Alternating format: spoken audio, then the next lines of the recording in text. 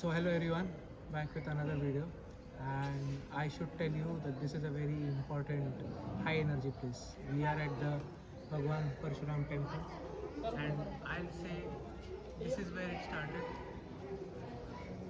and I'll say this is where everything started. Parshuram Bhagwan is considered the founder of Konkan. He is the one who's considered who started everything. Now, why I'm telling you sitting in front of this man?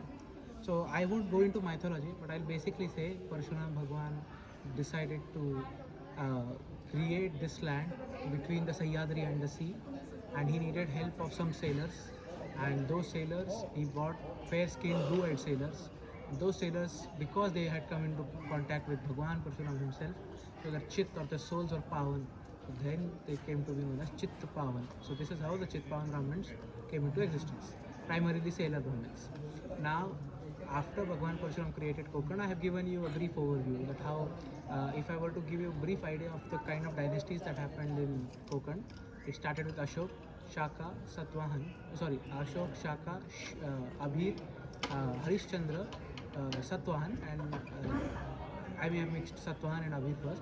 But moreover, after that came the Shilahars, and Shilahars were an important dynasty. In the middle there were Traikut also, but Shilahar were an important dynasty. In Shilahar there were two sects, Northern Shilahar and Southern Shilahar. So Southern Shilahar, their capital was Rajapur, which is down south, and Northern Shilahar capital was Thane. So all this happened. After that the Yadavs came. Yadavs were defeated by Alauddin Khilji. Then Muslim rule came, and after Muslim rule, Shivaji Maharaj was born. Shivaji Maharaj did a lot of I don't need to describe what Shivaji Maharaj did. After that, when the Peshwas, the rise of the Peshwas actually happened, this man right behind me, Sri Brahmendra Swamiji, was an important person in the Maratha nobility as such. Why was he important? For two reasons. One, he was a godman. He was highly revered by, right from Shahu Maharaj to Bajirao Peshwa to Chimaji Appa to Raghuji Bhosle of Nagpur, everyone. Secondly, he was a money lender. He was the one who was sponsoring through the Parshuram temple different exploits of the Peshwa, different exploits of Shahu Maharaj, and he was politically sensitive. So why am I telling you all this? Because this temple is central to the fall of the Portuguese, the fall of Siddhi Saath, and in turn the rise of Chimaji Appa and hence Bajirao Peshwa. So Siddhi Saath, what he did was, Siddhi Saath had an elephant. Siddhi Saath was the descendant of Siddhi Johar, and Siddhi Saath released that elephant on the Parshuram temple. So he caused a lot of damage here, he caused a lot of looting here.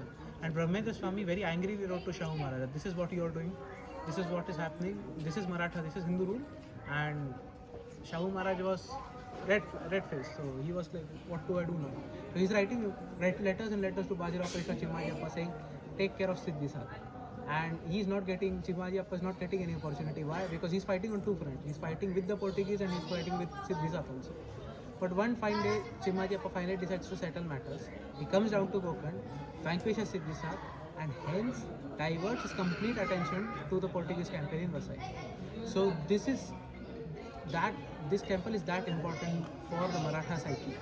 This is the temple for which campaigns were started, campaigns were ended, campaigns were diverted. And this is what I'll say about the Parshuram temple. Especially Brahmendra Swami. Brahmendra Swami was a very important money lender. That was the political reason, and the spiritual reason, of course, was he was the actual person who was running things around the Parshuram temple. So yeah, about Parshuram temple, this is what I have to say. And soon I'll talk about different places. Now the reason I am here is an entire story altogether. We had a trip booking. We are not supposed to be here today. We are supposed to come here tomorrow morning. But anyway, it's great to be here. See ya.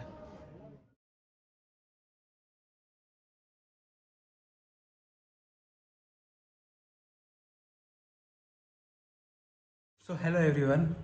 The reason why I said I'll tell you the story of why I visited Parshuram temple on the day 5th when I was supposed to visit it on day 6th. Well, what happened is we booked a hotel through Agoda and I paid money for it.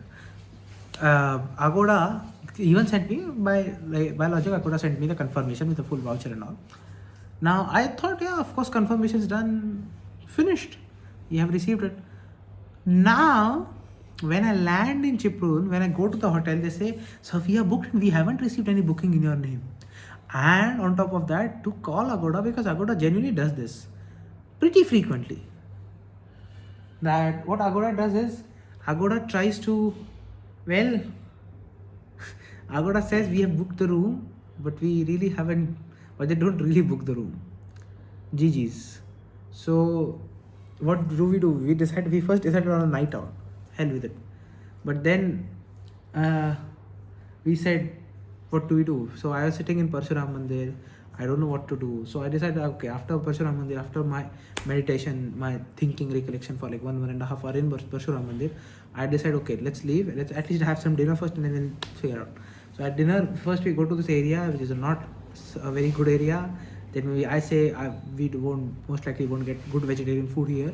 And because it's Parshuram Mandir, I personally wouldn't have had non-vegetarian food. So we say let's go to some other place. Then I find out a particular dining place. So we go there, and there we eat gajar ka halwa and kande pohe. And our driver actually came to our rescue, and thankfully somehow my sixth sense clicked that let's go from this area. And there my driver asked, is there a room available nearby? So he said, yeah, there's this one particular lodge, the rooms are just available, you don't need to book there, you may get one room. So we come here, and this is the lodge where we are sitting. So at least for this night things are managed. And tomorrow we have booking from Make My Trip until now from where we were booking our stuff. So things have been sorted out, but I'm even more excited because on the day we are going to come back, we are going to do a very new thing, a very nice thing, and a very personal thing for me. So anyways, so this is the situation, and yeah, see you tomorrow finally.